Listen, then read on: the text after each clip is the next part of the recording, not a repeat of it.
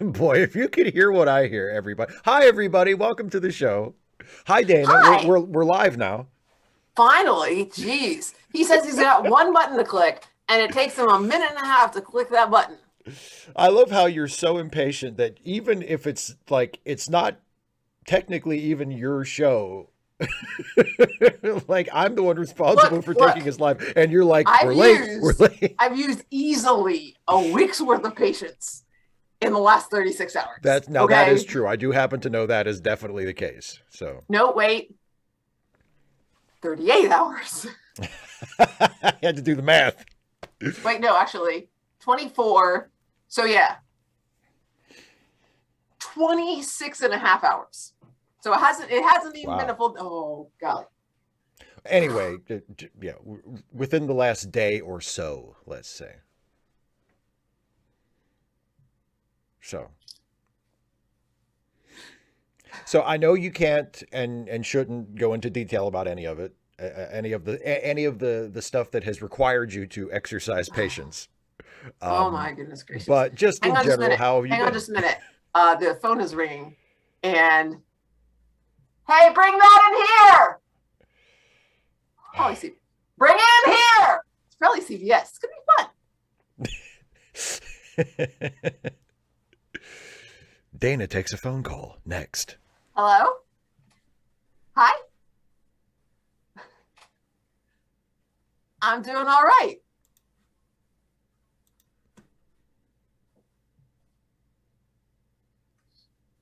Oh, so Monday visit is I now have the boot. I do not have the splint anymore, but I still can't walk on it, alas. So I'm still enjoying my ride. Yes, yes. This was like best outcome barring, divine intervention and some kind of miraculous cure.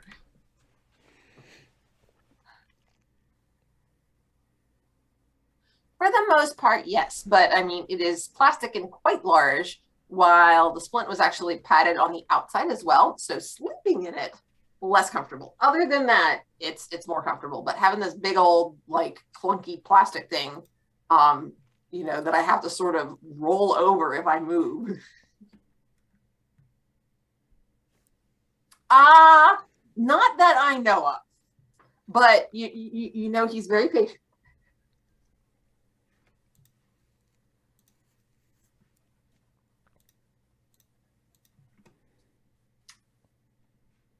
Yeah.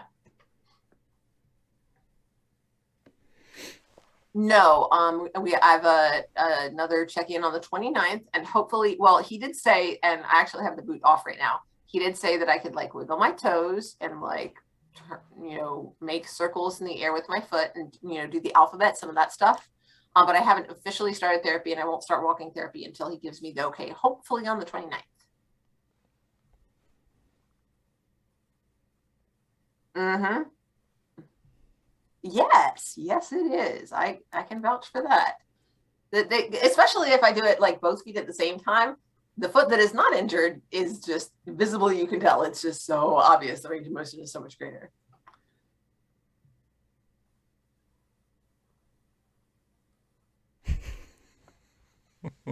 Well, thank you. I appreciate it. All right. Take care. We love you too. Bye bye. Okay. So, yeah, just family checking in. Everybody wants to know about the foot.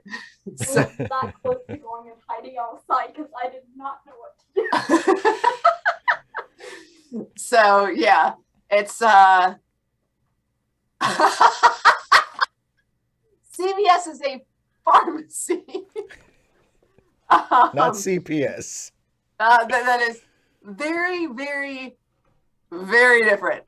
I'm yes, I absolutely know. I knew I was not muted. I actually checked, and I was comfortable and confident. And that's my family likes to check up on me, and I appreciate that. And I was pretty confident that if they just want to know how the foot was doing, it would be a pretty short call. So that's part of since last read away, ta-da, and all that good stuff. I just want everyone to know that I have my phone on silent. Well, I will not be I taking do phone too. calls. I will not be However- taking phone calls during the show.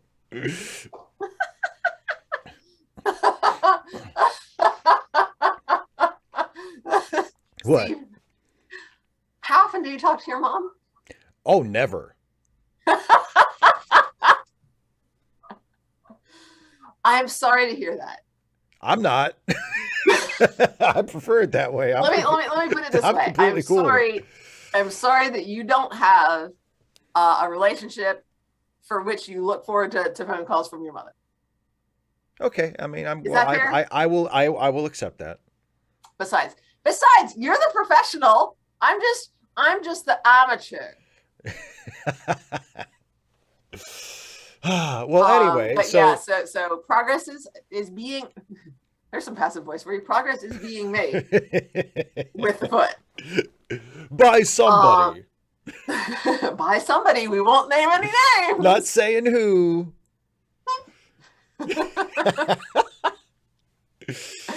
And so yeah, then the other thing is I had a meeting yesterday after school Yes. that I had to stay late for. Very and then late. it went on and on and on. And it was about, all I'm going to say now, deep in the plotting. Yes, Sarah. Right, Ain't Sarah. that the truth? It was about a point of disagreement. And you folks know that when I hope that I'm the sort of person when I am offered new information that I will consider it reasonably and be willing to change my point of view. But when I have a point of view, it's generally because I've considered, information and made the best decision that I can. So I'm generally a pretty confident person. And when somebody questions my professional decisions that I guarantee you I have thought about extensively, and they don't produce specific details as far as evidence that the practices that I'm engaging in are not the best option, I'm not likely to change my mind. I'm not that sort. I'm pretty stubborn. So yeah, the issue was left unresolved and will be taken to a higher level of decision making that will not be me. And I am to await that decision. I feel pretty confident. I feel relatively confident that my choices are what's best for students. Mm-hmm. And I hope that will be supported. And that's all I've got to say about that. Oh, now you're doing Forrest. Too bad 255 AD isn't here for this one. Alas. Well, it will be recorded and available. That's true.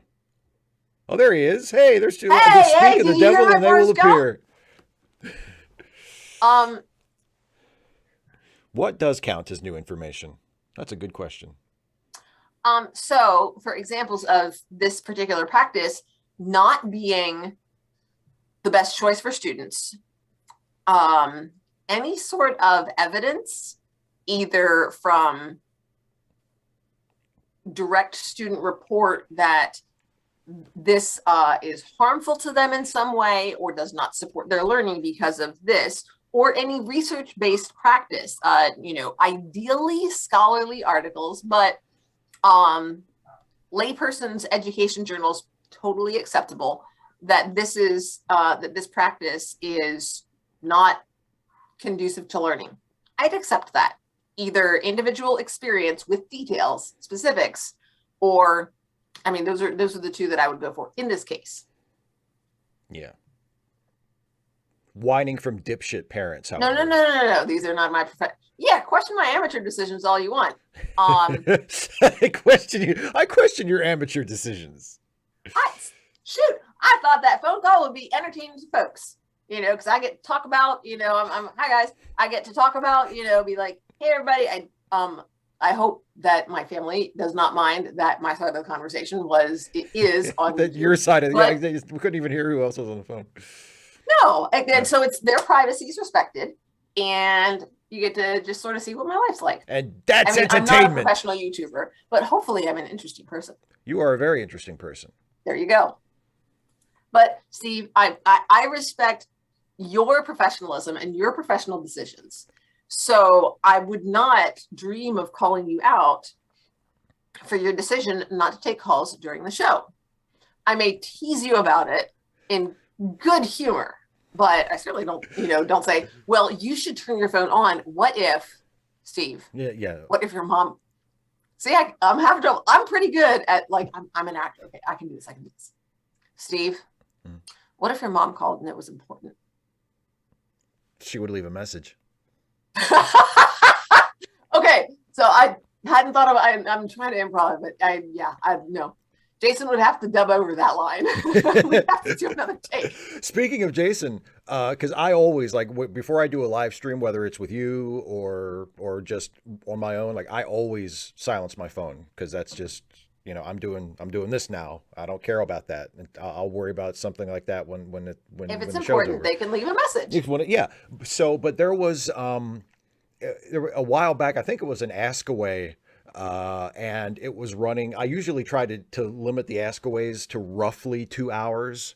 And it was one of the nights where Jason had decided to watch, because he doesn't always watch, but sometimes if it's a Friday night Askaway, he'll check in.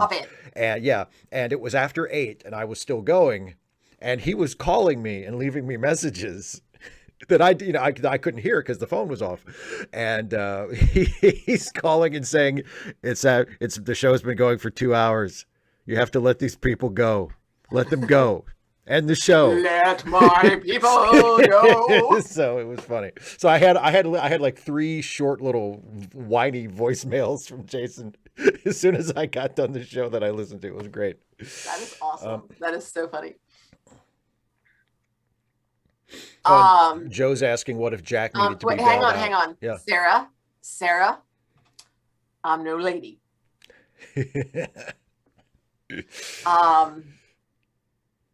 Radical Bacon. There are some people who say so, and I have a couple of lo-fi hip hop channels that I subscribe to, and sometimes I'll play those. More often, I have another one, but for the last probably month, gosh, I've been playing my Fake Aquarium, which is a YouTube channel that has like 12 hours of undersea, footage, and with quiet. I think it's mostly piano music. But then I tried not to make fun of a student, but it was really hard not to when the student insisted that the turtle that we were looking at was a fish. No, this was a senior class. This was a class of 12th graders. One of those 4-legged fish with a shell. In fairness, everybody else in the class was like, what? And then I said something like, for an undersea video, this has a lot. This really doesn't have very many fish. And so anyway, the footage changed, and same student says, well, that's a fish. It was a whale. Well, that's closer, though. Is it? That's closer. It's closer to a whale is closer to a fish than a turtle, yeah. No. Turtles and fish are both cold-blooded. I mean, in terms of appearance. I mean, in terms of trying to identify something on a video. So anyway, I said, there's a lot of stuff that's on here that ain't fish. I said, because I said, there, that's seaweed. That's not a fish. And it was a fish? See, no, better yet. I don't know, better or worse, not really sure. Said, yeah, but that's not alive. Well, it kind of is, though. One thing after another. And I'm just like, everybody else, yes, it is. He's like, no, it's not. Okay, from now on, no talking. Everybody just sit there and watch this and shut up. I mean, I was like 10 minutes, 10 minutes ago before we switched classes, I said it was jellyfish. Also not a fish. That's how they try those taxonomists trying to throw you a curveball. we had clownfish, and student says, there, that's a fish. I said, yes, that's a fish. Student said, like Nemo. I said, couldn't resist it. I said, depends which Nemo you mean. And so I got some looks, and I said, because Captain Nemo, Yes, indeed. Nemo, the captain of the Nautilus from 20,000 Leagues Under the Sea, Where they got knew it. Yeah, where they got the name for the Nemo who needed finding from. Mm-hmm. Who is a fish? Who is a fish, yes. I said, on the other hand, a Nautilus, ironically, is not a fish. Not a fish. Not fish. So we that was actually my homeroom period. I have seniors for my homeroom, and so we had some discussion. It was a mini aquatic marine biology class. There you go. about phylogeny. Everybody knows that the Nautilus isn't a fish. It's a submarine. It's a Nautilus. I said, but yeah, think about all the things. There's a lot of stuff in the ocean that ain't fish. And then another one. There was a ray, and we're like, no, yes, it is. It's a fish. No, it's not a fish. And then I'm like, because fish are bony, sharks and rays are cartilaginous. And the student is looking at me like, I think you might be messing with me. You might have made that up, but I'm not sure. I'm just like, no, I promise. I do mess with you. But I'm not messing with you this time. This is homeroom, and it's not like, it's not like you're getting a grade with this. So, I'll joke around with him. But it's absolutely true. A shark is not a fish. That one's really hard. I don't know if the student ever actually accepted that a shark is not a fish. I want to circle back to what Joe McClory said a while ago. Who asked, what if Jack needed to be bailed out? And I have my phone turned off. Well, Jack would call Stuffy. Jack would not call me to bail him out. Or if he did call me, Jack wouldn't rely on Steve. Are you kidding? Yeah, Jack wouldn't call me to bail him out. He would call Stuffy. Hey, Stuffy, they got me. Do you happen to know a lawyer?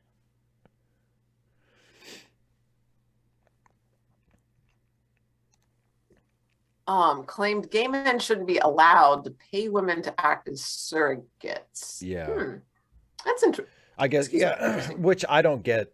Like, why would, like, if a gay couple wants to have a baby, or if any couple, like a couple that's infertile, any couple, yeah. If why is that different? Like than a heterosexual couple if we as a society, surrogate. If we as a society have decided that it is legal and acceptable for there to be such a thing as a surrogate pregnancy, which we have, and for it to be paid for, because it might just be that he thinks that nobody should have, that paid surrogacy should not be a thing. But if we've decided that can be a thing, what difference does I don't know the sexual orientation of the adopting couple make at all? It's ridiculous.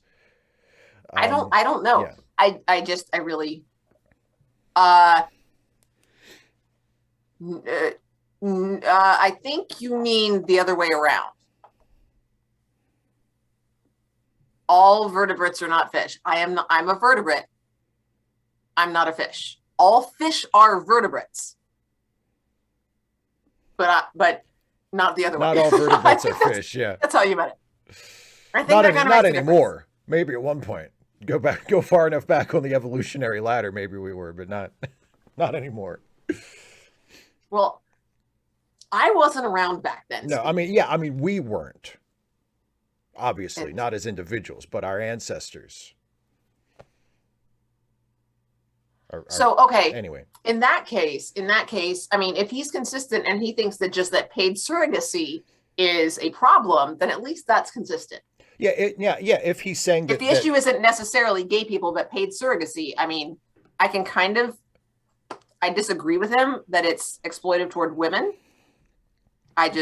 But if he's singling out gay couples, then that's like, if I'm he has a wondering problem why with same-sex he's singling out couples gay paying couples. for a surrogate. If the issue is that it's exploitive of women, what does the whole gay couple thing have to do with it? Yeah, nothing. Unless he's just pandering to a conservative audience. Yeah.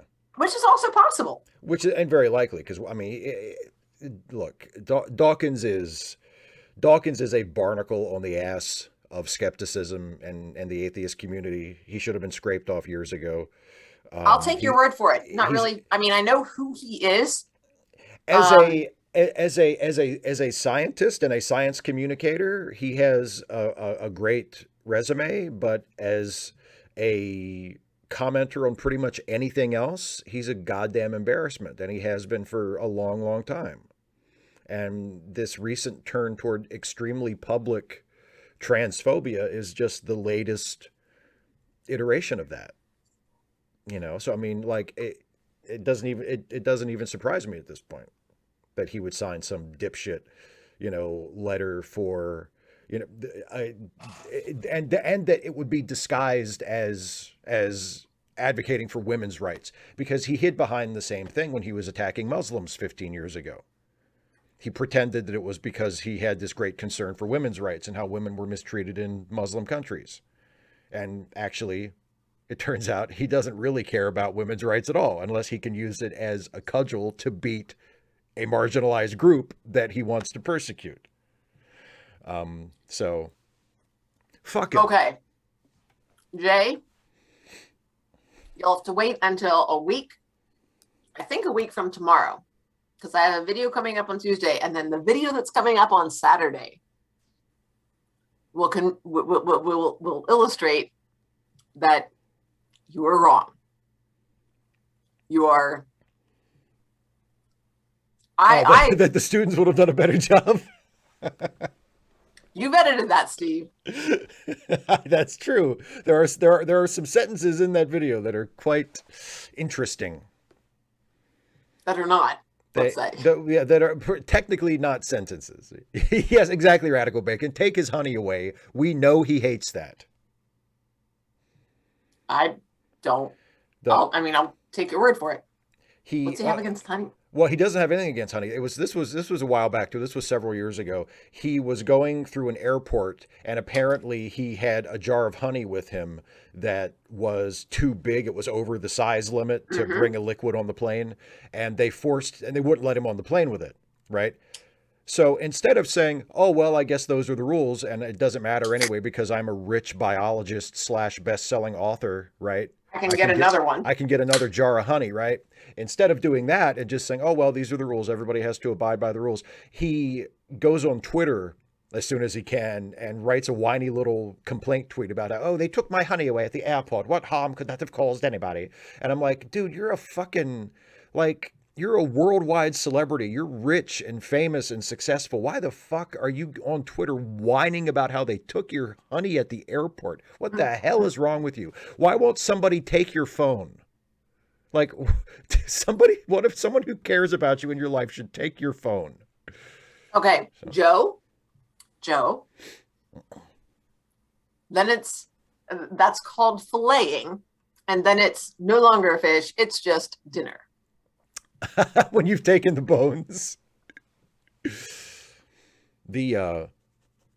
The X-Files episode where Mulder gets erroneously or wrongly served blobfish at the automatic restaurant is a really good episode. I thought that was one of the better episodes of the more recent X-Files episodes. Anyway. How are your tips, Doctor? Just like Mother used to make. Jay Grant, exactly. Terrorism has won because Richard Dawkins could not have his honey. Exactly.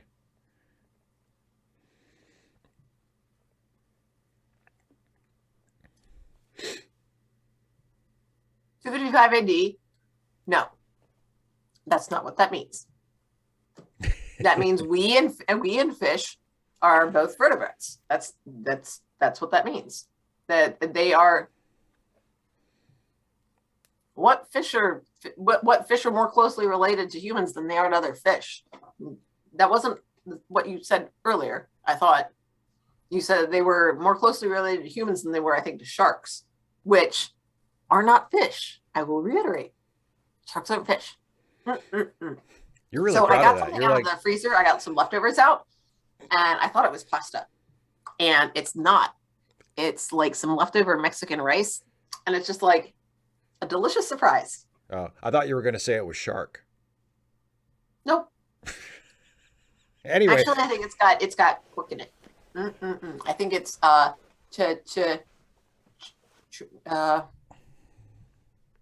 nope, can't come up with the name. Lo siento. Okay, so tell me about your last few days, because of course everybody heard from you on Friday for Ask Away. they've been fine. I think I told you today I wrote a script for my Monday video that I'm going to shoot. I might shoot it tonight after we get this done because I'll have a couple hours until wrestling starts. So I might shoot it tonight. If not, I'll shoot it tomorrow. Did you revise it the way I said you ought to? I didn't have to. I read it over and I had not. Use that word. But I did check after we talked. But and my Wednesday video next week will be another Batman video, another episode in the Best Batman Ever series. And I wrote most of that today. It's not completely. Thank you, Radical Bacon. Wikipedia says sharks are fish. I didn't want to say anything, but unless they've changed the phylogeny, I'm gonna look that up. So anyway, but it'll be another Best Batman Ever video, and it will be about the legendary creative team of Denny O'Neil and Neil Adams. So I've written most of that. I'll finish writing that tomorrow, and I'll shoot it either tomorrow or Sunday, and have it ready for Wednesday. But yeah, so I'm looking forward to that.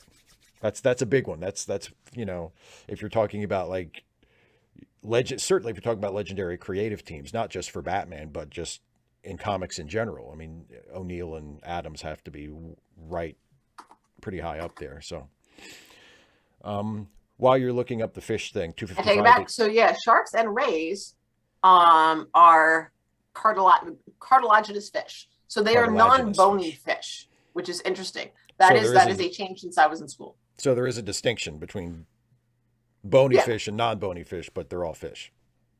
Rays are actually the largest group of cartilaginous fishes. And they're also a Major League Baseball team. Yes. In Tampa Bay. Yes. The Tampa Bay Rays. The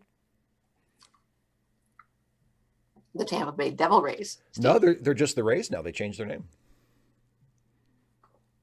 Nerd. They were thinking about changing it to the Tampa Bay baseball team, but then Washington beat them to that. And, but anyway, 225 AD says, how do you think Dawkins would react if some famous Muslim guy tweeted about how he was pissed he can't take liquids on a plane? Well, yeah, exactly. Well, if those Muslims could be trusted on planes with liquids, and I suppose we wouldn't have a problem, would we? It's my Dawkins. I'm sure Sarah approves. Yes. Sarah, how's this Dawkins? Look, let's go ahead and talk about the book. I did not like these 3 chapters. You didn't? I know we talked about it a little bit earlier before we started the show. I wouldn't say I didn't like them. But I will. I didn't like them. Well, you just did. I did. Certainly. Why do people tell you that you can't do that after you've just done it? Like I assure you, I can. They're certainly eventful, but perhaps not in the way we would expect them to be after the end of the previous chapter. Because remember, at the end of chapter 18, Helga was at a party and she went upstairs to do something, to fix herself up or something, and she walked out into the hallway right into the arms of the dashing Dr. Robert Anderson, who planted Dr. Robert Anderson, who planted a big old kiss on her. And she was like, oh my. And then she sort of pulled away and went back to the party. And that's where the chapter ended. Didn't she slap him? Did she? She was like, oh my, pulled away, slapped him, and then went back to the party. Did she? Yes. I thought no, so. she shoved him. She pushed him aside. She didn't slap him. She pushed him aside. But she slaps him in one of these chapters we read for this Got week. that mixed up. I just slapped him then. Shove, slap, whatever. He probably has both of them coming, to be honest. But Where's that so GIF? why not He both? had it coming all along. Sarah, it depends on what I'm doing. If I'm doing like a generic British accent, it's probably pretty terrible. But if I'm doing a particular You mean person, received pronunciation, Steve? huh? Received pronunciation. Yeah, probably. Yeah. Anyway, But sorry. but if I'm dialing into a particular character, sometimes it's easier or it's better. It depends. But you know, she's really buttering you up now. A real actress like Dana could probably do an excellent British accent. I am an amateur actress. I'll have you know.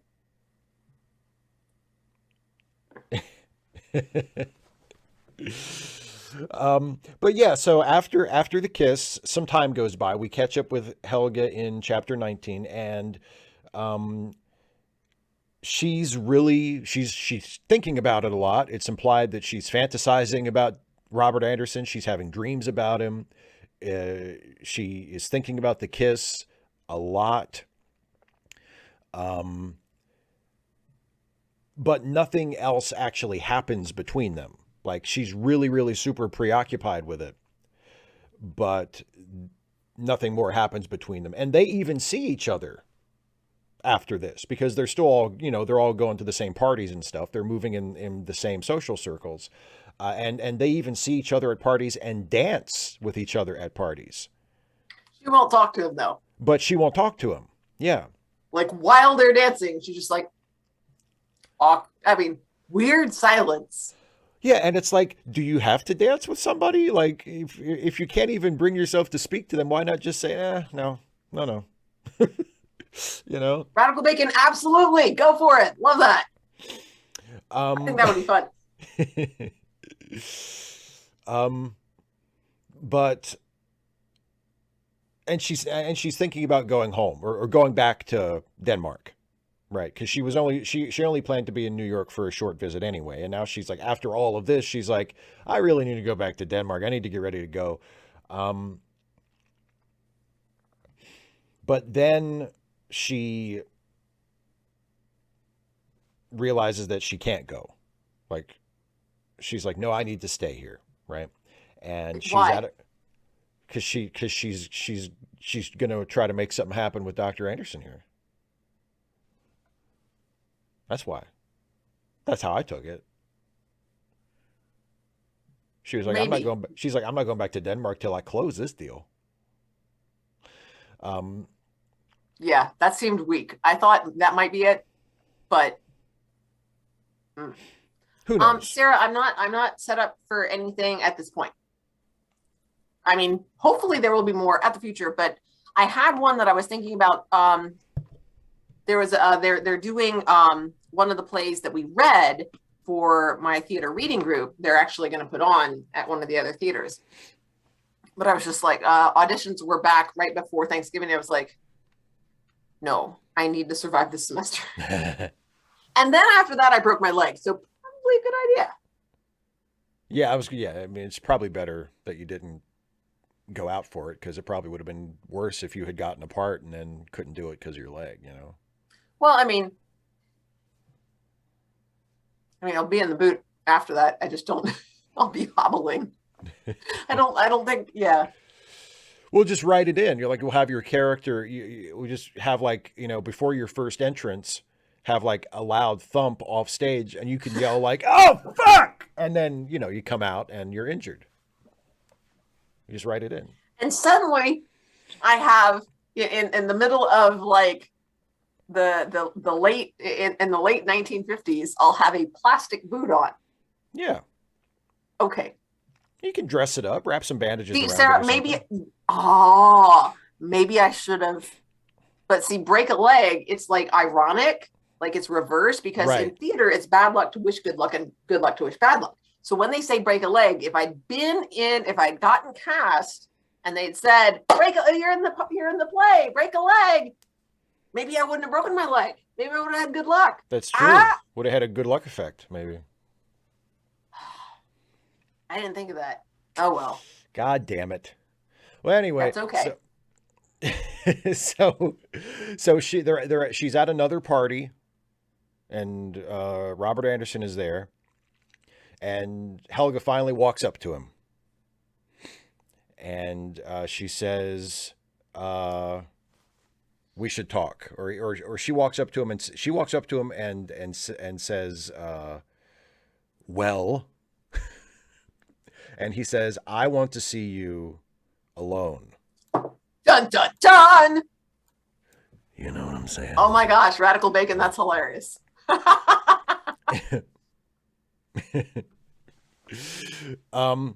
So they agree to meet the next day, and she's at a hotel, so that he just comes to see her at her hotel, and he's down like kind of in the lobby of the hotel. 255 AD, we're reading Quicksand by Nella Larson.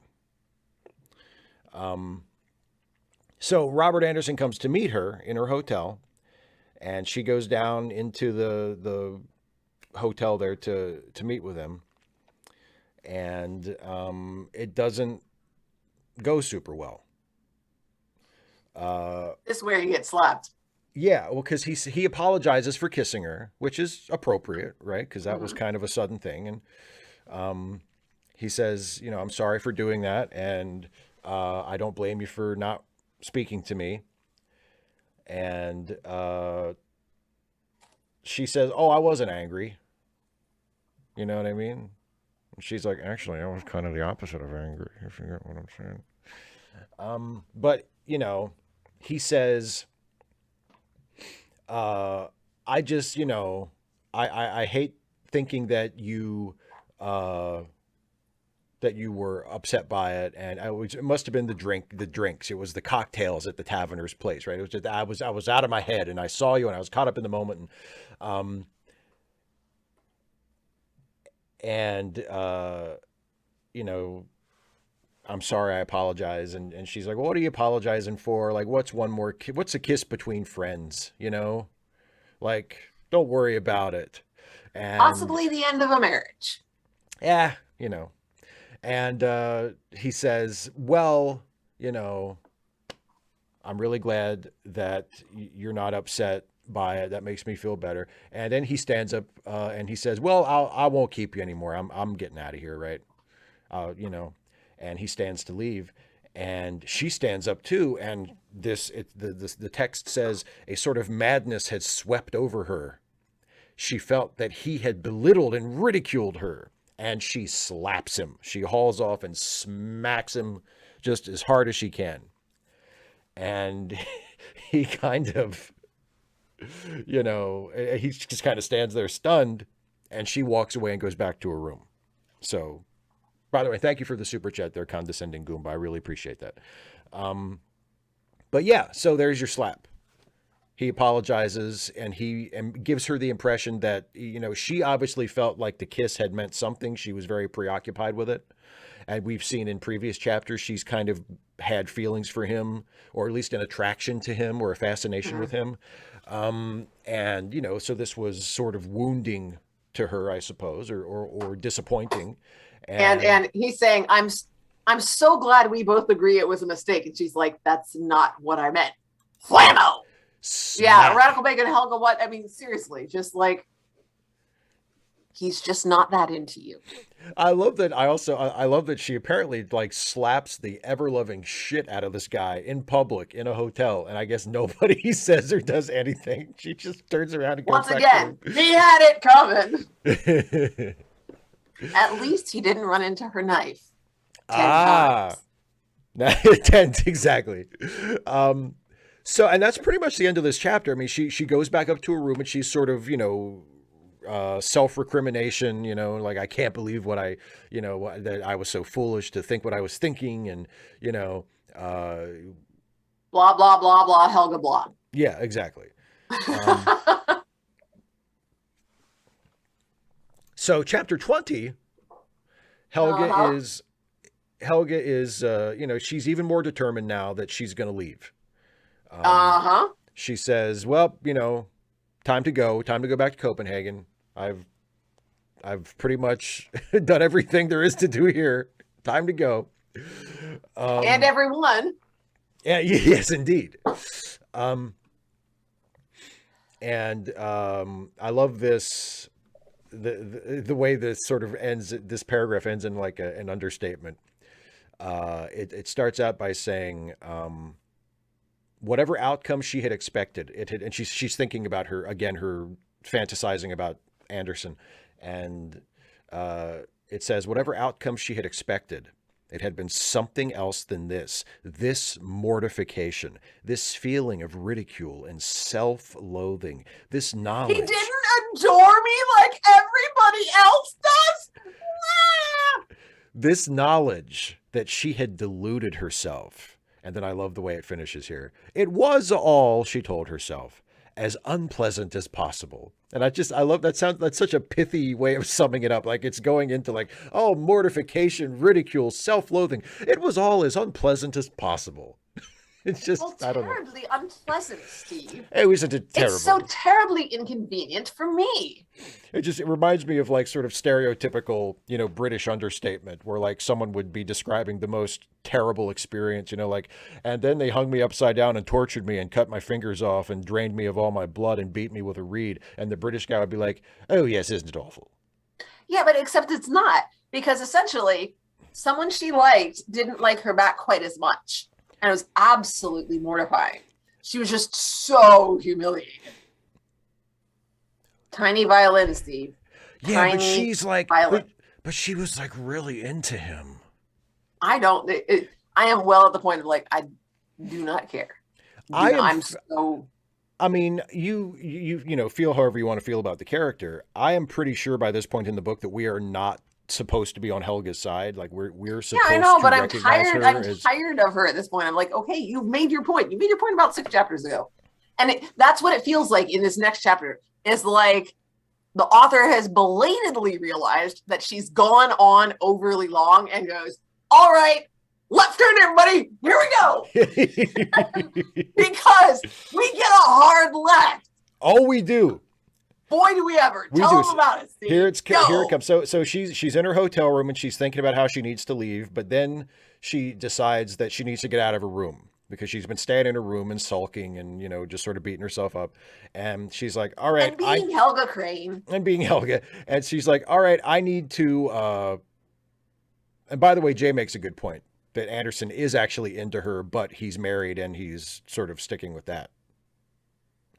But anyway... so she decides that she's going to go out for a walk.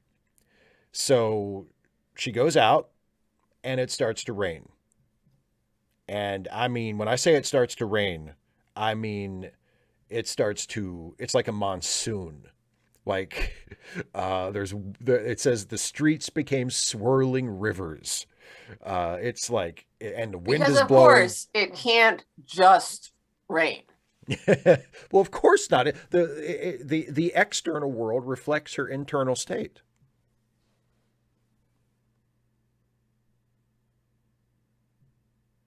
Are we done yet? I was waiting for you to say something.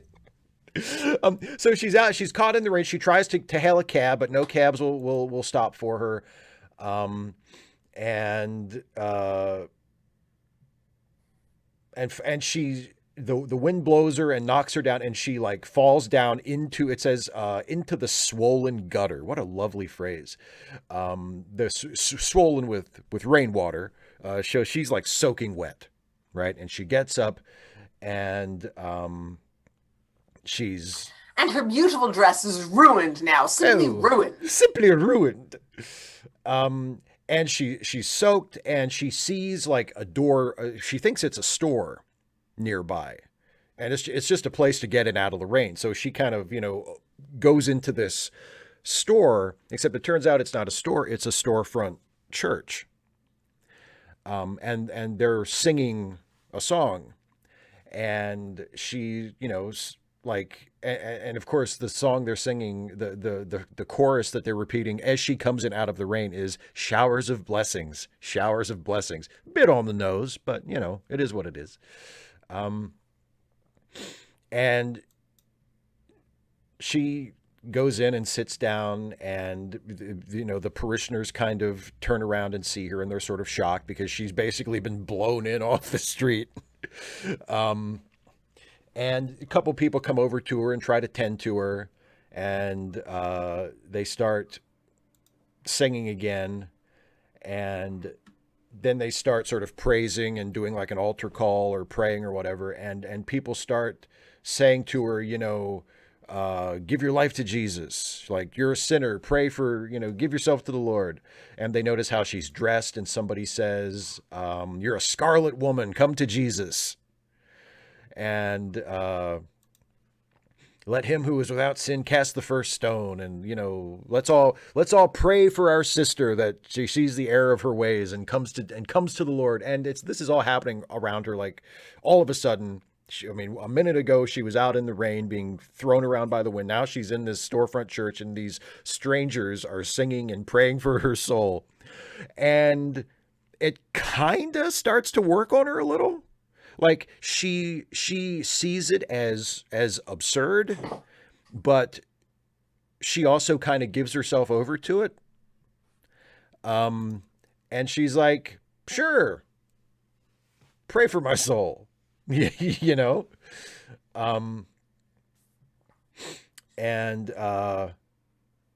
she eventually says, God have mercy on me. And it says that she doesn't even, like, she starts repeating those words to the point where it doesn't even really mean anything to her. Like, she's just sort of saying it. But the more she says, it says, she keeps repeating it, and they're like, praying for her and yelling. And it says, the thing became real. A miraculous calm came upon her. Life seemed to expand and to become very easy. Helga Crane felt within her a supreme aspiration toward the regaining of simple happiness, a happiness unburdened by the complexities of the lives she had known. About her, the tumult and the shouting continued, but in a lesser degree. Some of the more exuberant worshippers had fainted into inert masses. The voices of others were almost spent. Gradually, the room grew quiet and almost solemn, and to the kneeling girl, time seemed to sink back into the mysterious grandeur and holiness of far-off, simpler centuries. And that is how Helga Crane found God, sort of, in a way. Not really, but kind of. That's the end of chapter 20, and chapter 21 picks up right where that leaves off. Yep, more the same. Yeah, and she's being escorted back to her hotel by one of the people who had sat down beside her to sort of help her and comfort her, and he is described as a fattish yellow man, and his name is the Reverend Mr. Pleasant Green. And if that ain't a preacher's name, I ain't ever heard one. The Reverend Mr. Pleasant Green. And he's walking her home, and she's just sort of seized by this notion to seduce him. And, at first, like, the thought crosses her mind, and she's like, get out of here, you're crazy. And then she thinks about it, and she's like, or am I? And, they're walking along, and she's like thinking about this. And it says, after all, there was nothing to hold her back, nobody to care. She stopped sharply, shocked at what she was on the verge of considering, appalled at where it might lead her. And then she turns to him, and she smiles at him. It says she had only smiled, a faint, provocative smile, and pressed her fingers deep into his arms until a wild look had come into his slightly bloodshot eyes. So it's like, she's got this guy, right? Her feminine wiles have left him helpless to resist her. And then we cut to the next day, and Helga has come to a decision. And the decision that she has come to is, because before, she, like yesterday, she was going to leave. She was getting ready to get on the boat and go back to Denmark. Now she has come to a different decision. She has decided that she's going to stay in New York, in Harlem, and she's going to marry this guy. this guy that she just met at church. This guy, the Reverend Pleasant Green. And it says, with the thought of yesterday came the thought of Robert Anderson and a feeling of elation, revenge. She had put herself beyond the need of help from him. She had made it impossible for herself ever again to appeal to him. Instinctively, she had the knowledge that he would be shocked, grieved, horribly hurt even. Well, let him. And she's decided that she wants to marry this guy, not just like soon or, in the next couple of weeks or, let's start dating and see how this goes. She wants to marry this guy like today. It says the morning was almost gone, and she meant, if she could manage it, to be married today. Rising, she was seized with a fear so acute that she had to lie down again, for the thought came to her that she might fail. She might not be able to confront the situation. That would be too dreadful. But she became calm again. How could he, a naive creature like that, hold out against her? If she pretended to distress, to fear, to remorse, he couldn't. It would be useless for him to even try. She screwed up her face into a little grin, remembering that even if protestations were to fail, there were other ways. And, too, there was God. And that's the end of the chapter. And that's the end of the section that we were reading today. So, yeah, she randomly meets a guy that she's not even into at all. Decides she's going to marry him to get spite on the other guy that she really hadn't been into, but then decided she was into, but he was married to somebody. Yep. Remember what we talked about? Was it last time we mentioned spite marriage? Like, she's actually going to get spite married now. Like, this is no longer a fancy. Yeah, and there's so much back and forth in like these 3 chapters that I'm just like, I mean, somebody said Helga needs therapy. I don't know about that. Helga needs therapy and pretty strong medication. Like, yeah. I mean, girl should have stayed in Denmark. I mean, I would agree that she needs therapy, but for therapy to work, you need to be open to it. I don't know if Helga doesn't strike me as the type of person who would be very receptive to therapy.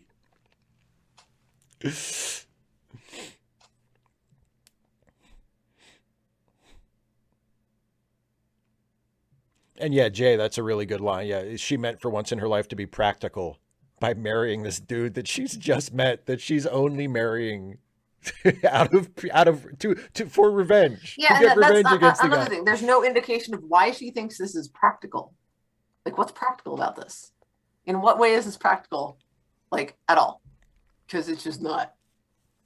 Practical if you want to get revenge on somebody, I guess. No. I mean, why would he feel the way she expects him to feel? Like, oh no, now she's married and I can't be. He'd already decided he wasn't going to be with her because he was married. Oh God, not this one. I am not. We haven't even gotten to the end of this one.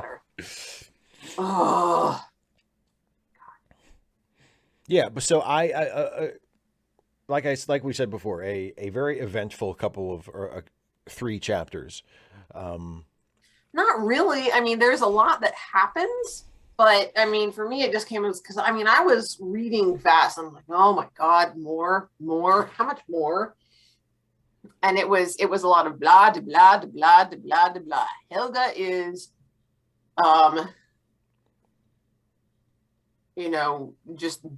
Helga's just being extra, more of that, and some more, and more of that, and some more, being extra. Helga being extra, Helga.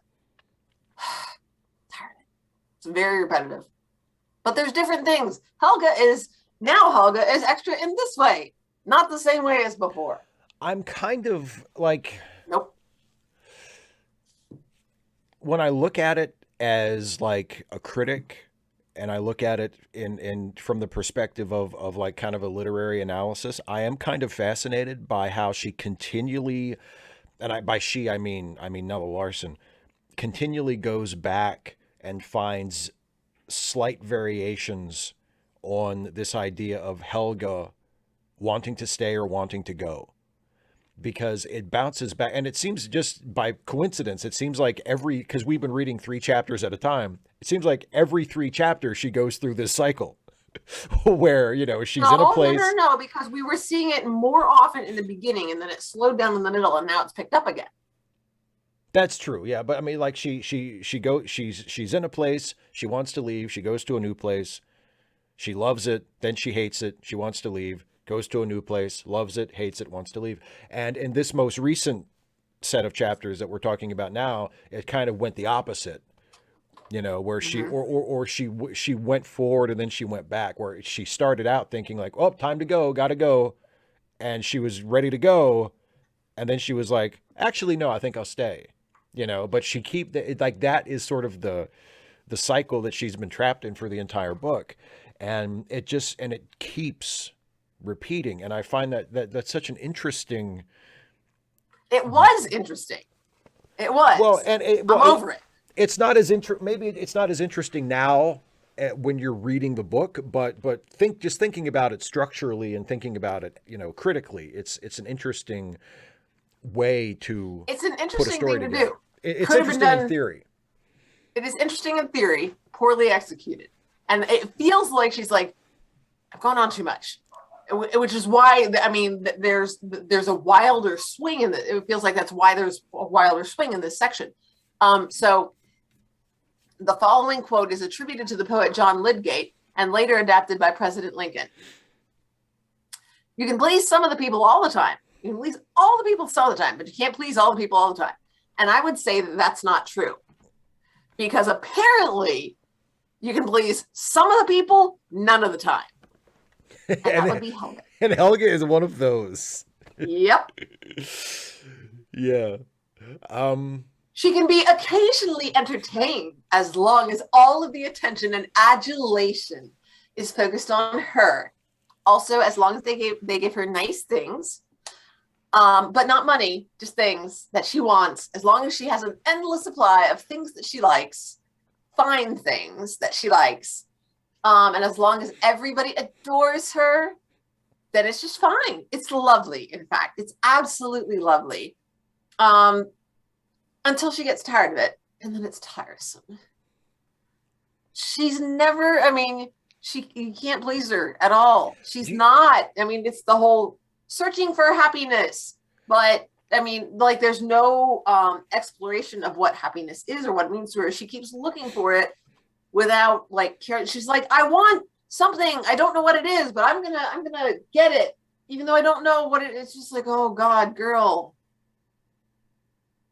She's tiresome. She's tiresome. Do you know who she reminds me of? And I think I've been sort of nibbling around. I cannot guess, although I think you've said before. No, I don't think I have, actually. I've been kind of nibbling around the edges of this ever since we started reading Bye, the book. Sarah. Okay, go ahead. But I think I just realized it, like as I was sitting here as we were talking about. She reminds me of Scarlett O'Hara.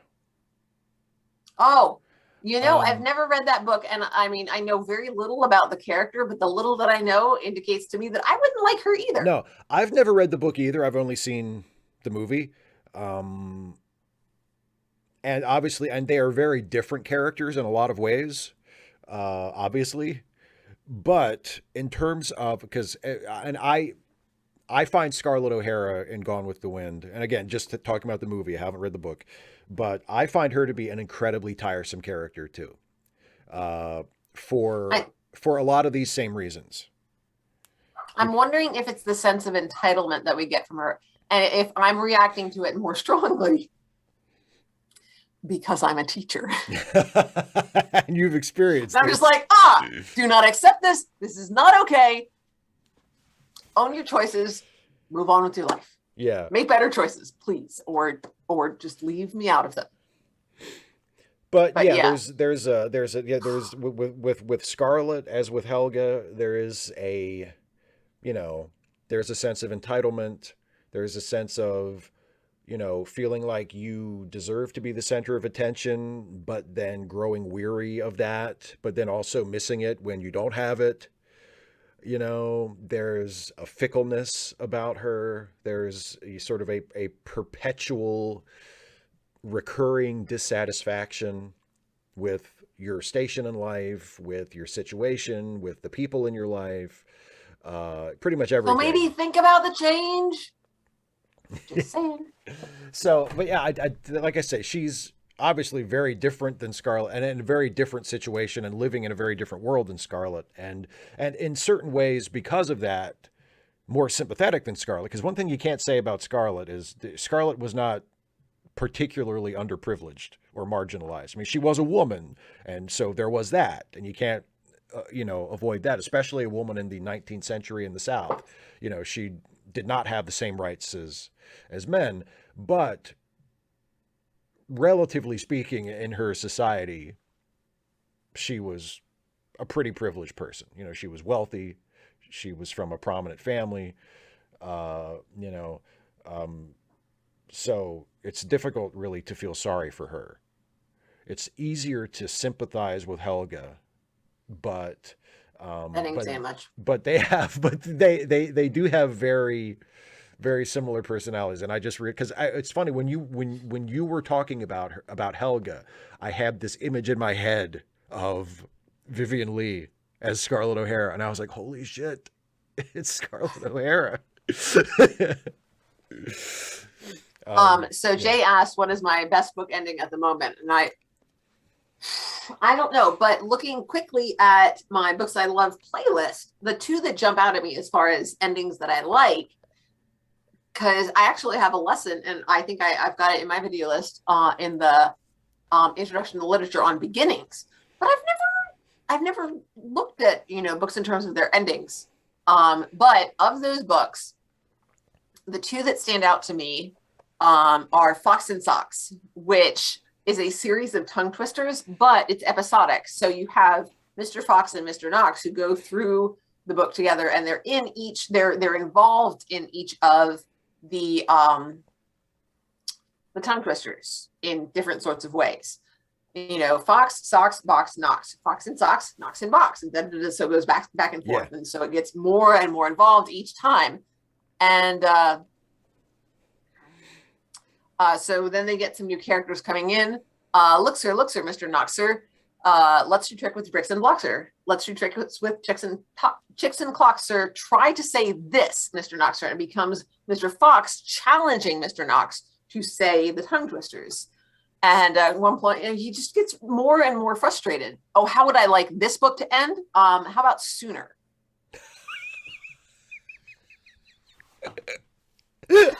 How about already? Yeah, like previously. That would be ideal. But I will go ahead and say, since I misinterpreted the question, there's that one, and then the other one for my list is 13 at dinner, which ends with the murderer saying in a letter written from the jail cell before going to the gallows, to a letter to the detective Poirot. Do you think they will put me in Madame Tussauds? I am. There's never been another murderer like me. Of that, I'm quite certain. Do you think they will put me in Madame Tussauds? I'm just like, wow. That's not It's what so you should be amazing. thinking So about. as far as how I would like this book to end,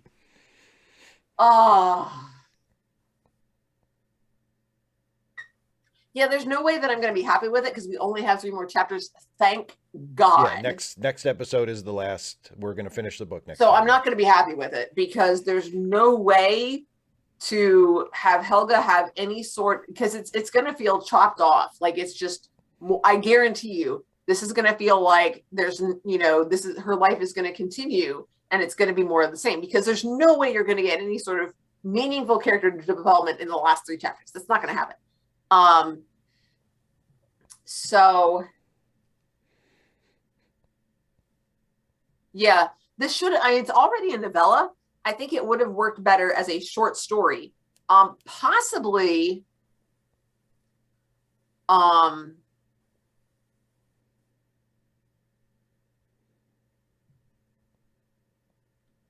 don't know, because Helga is a very static character, and I'm trying to think of if there are any short stories or any stories really where you only have one protagonist. and it's a static character that I actually like. And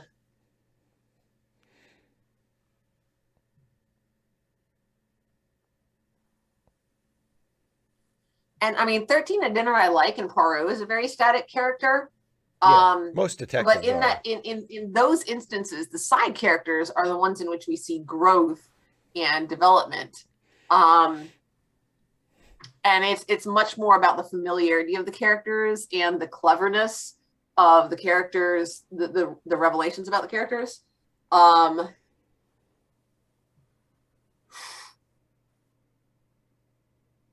Yeah, there's no. I'm going to be relieved when it's over. I'm tired of this book.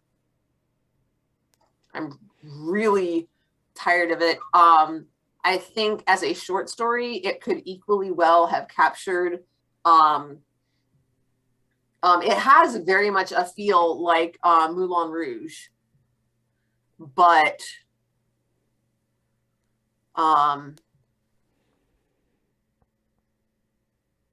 you know, the purple writing. Moulin Rouge feels like, I mean, there does feel like there's development both of the plot and of the characters, some of them. And there feels like there's narrative structure to this. This just feels like we go through repetitive cycles, and then it really does. It feels to me like the author's like, either I've taken this on too long, or I'm tired of writing this. It's time to wrap it up. Yeah. And then she does. I mean, we'll find out next time when we've actually finished the book. But I mean, having read everything up to this point and seeing how it's gone, and also knowing that this is a first novel, and knowing that first novels, for what, not all, so this is certainly not a rule, but this happens from time to time, where it seems like with a lot of first novels, it reads like the writer just kind of, you know, there's an ending in the sense that the story stops.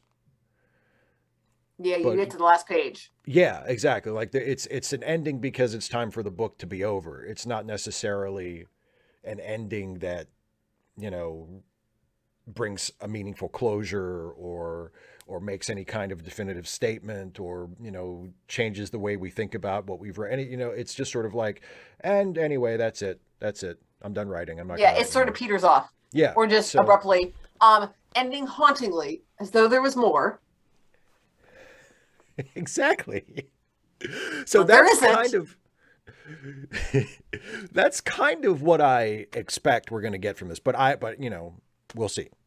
I think part of it is, not only do I not like any of the characters,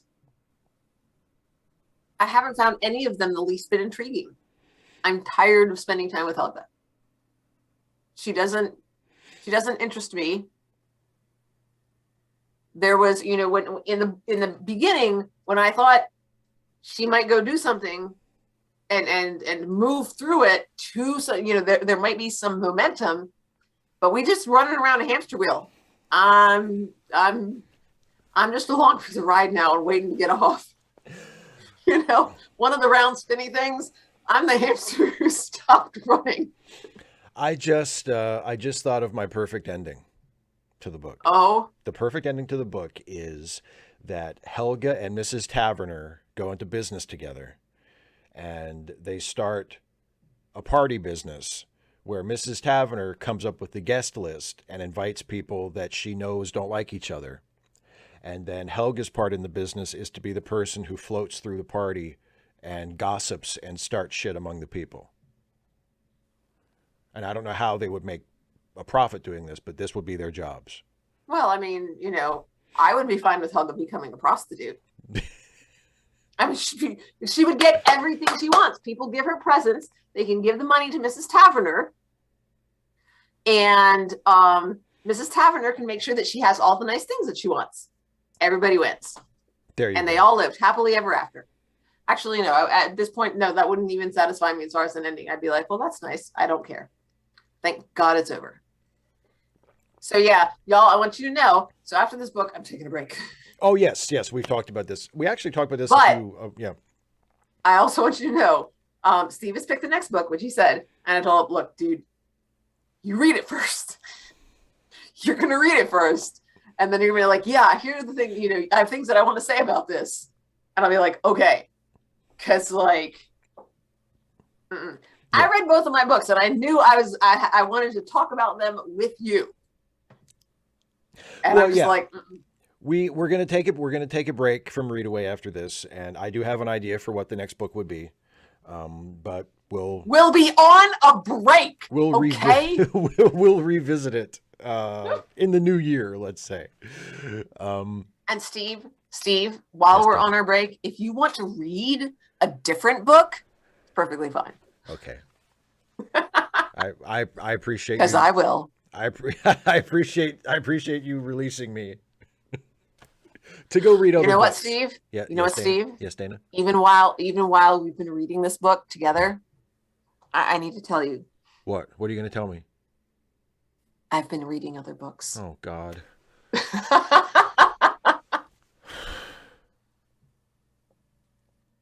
In fact, there's one that I like so much better than this, Don't. and I'm reading Don't. it out loud to my students. Don't. And it's so much better than this one. Oh my God.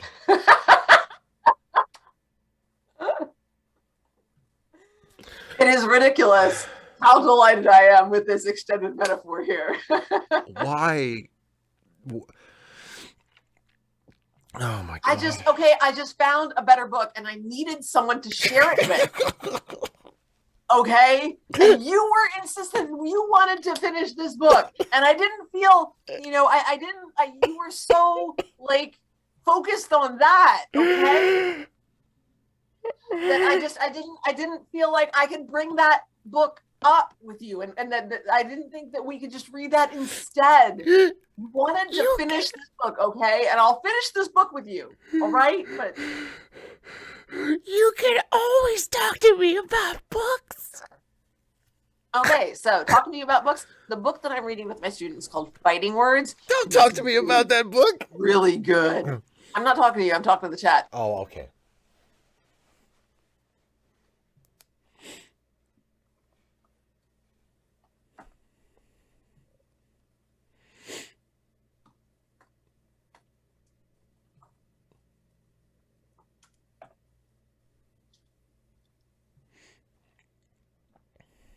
And this is the book with like the whole The 10-year-old narrator. the whole book's worth of plot in like the first couple chapters. I remember you telling me about it, and you were like describing. When you talked about it on the show, you were describing things that were happening, and then you were like, "I'm this far in." I'm like, "Holy shit!" You just described like an entire novel's worth of plot. Yeah, in the last chapter, she's been at Food City. Her sister, who is 16, has gotten a job there, and their foster mom is going to be going, and I guess to carry.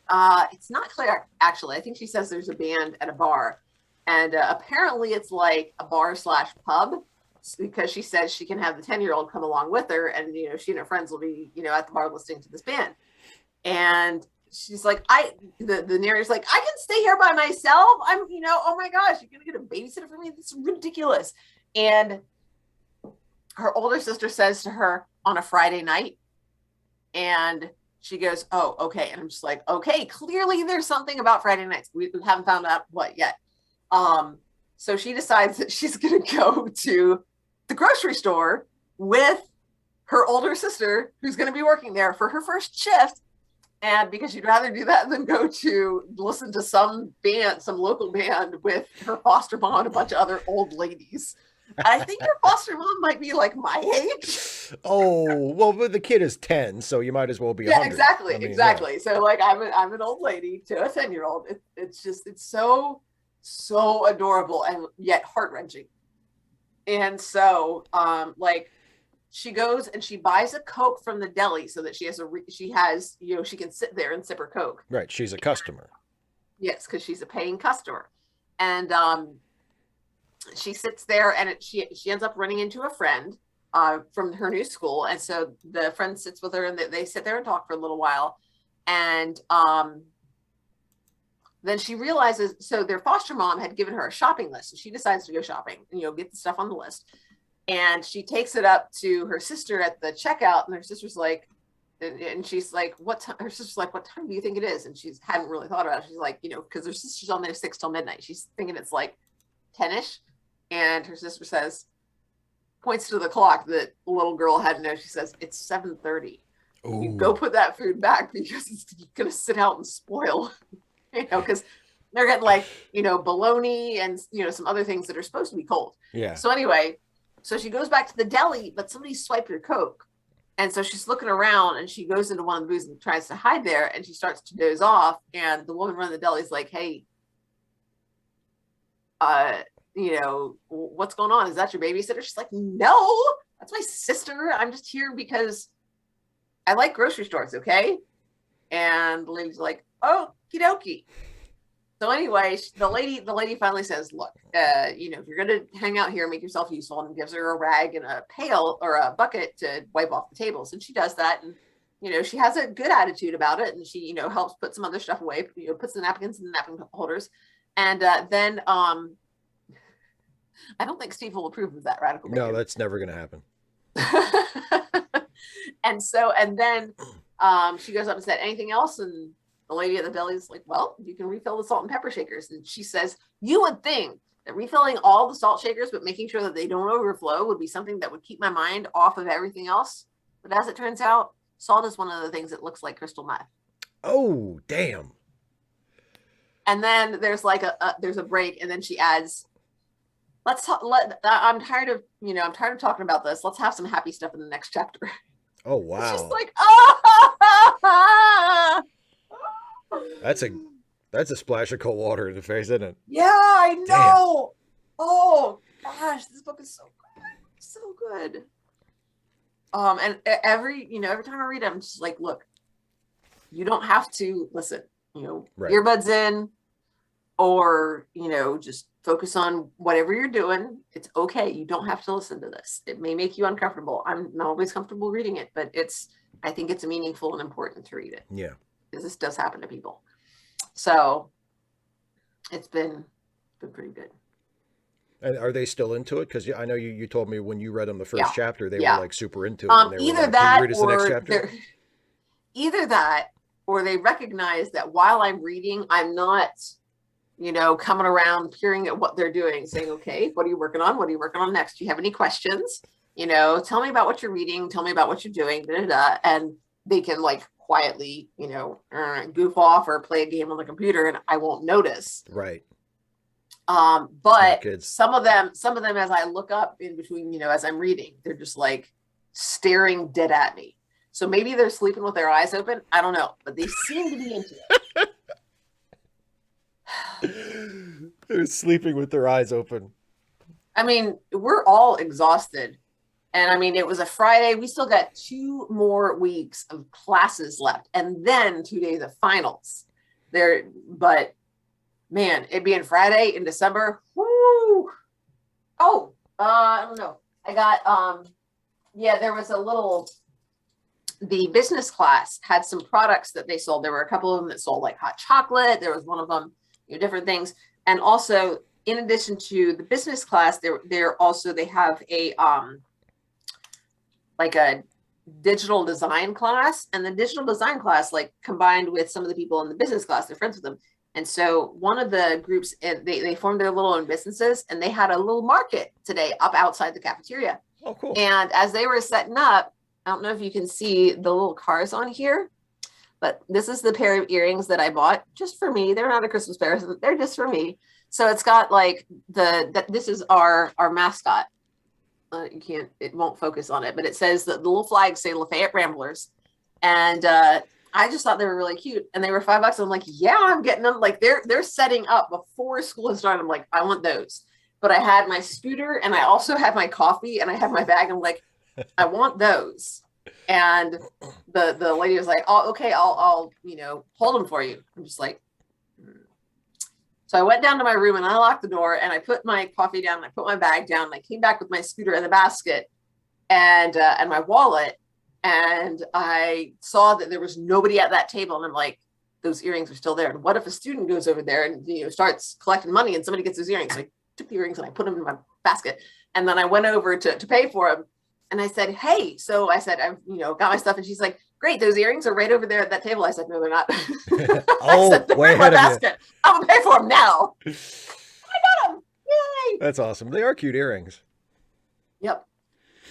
And it's like not exactly a traditional rainbow, but it's a non-traditional rainbow, which is perfectly fine with me. Exactly. Even better. Yep. A non-traditional rainbow. Just my type of thing. So that's all I got.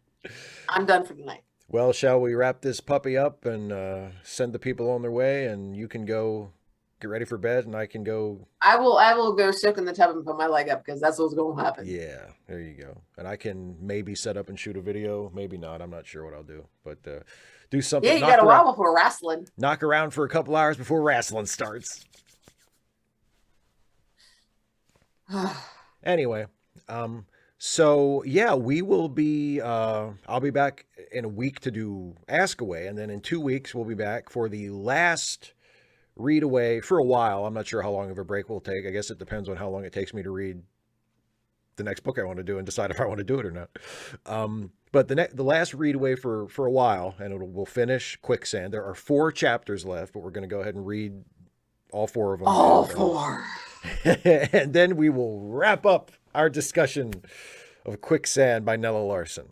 So that'll be in 2 weeks. So don't forget, everybody, as we always say, don't forget the charity links that are linked down below in the description to help out some friends of ours who need a helping hand. Also, don't forget that Dana has her own YouTube channel. And do you have a video going up tomorrow? No, but I had one go up yesterday. That's right, you did. And you have one, and the next one, you said the next one's going to be Tuesday? Yep, next Tuesday and then Saturday. Yeah. Still next working on the Saturday. following Okay, yeah. script, which is, what was the following script? Something here, I can look. Because I think I Round got robin it open. reading. See, look at you. That's why you're the professionals. Yeah. Round robin, or sometimes called popcorn reading. But yeah, boy. but the next one that you post, or the next one that you publish on your channel, will that be the that'll be the learning loss one. Yes. Mm-hmm. And then after And that then will be simplify your sentences. Put yeah. a period at the end of a statement. It's not that difficult. It's just not that difficult. You just got to do it. Writing advice for the ages. Well, for academic and professional writing anyway. Indeed. Radical Bacon suggests read away the Bible. That would be a long show. That would be a long series. That would be a long shot. I Yeah. ain't gonna read the Bible on a live stream with Steve. That's not happening. No. Can you imagine how long? God, can you imagine how long it would take us to get through the Bible in this format? If I can be forgiven Dude, for we saying, wouldn't make it through Leviticus. Genesis and Exodus we would be okay with. if Leviticus would be a chore. Would give us we would have lots to talk about, I'm certain, through Leviticus. Numbers and Deuteronomy are rough. Lots of begats there.